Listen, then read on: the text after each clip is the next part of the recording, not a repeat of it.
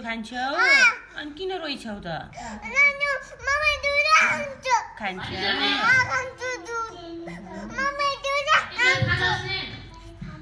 अहिले जान्ला घर है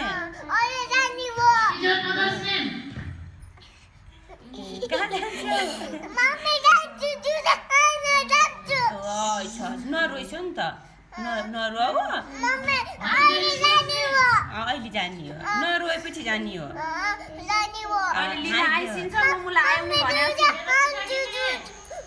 मैले मम्मीलाई यहाँ आउने भनेको छु आइसिन्छ अहिले आमा पनि आइसिन्छ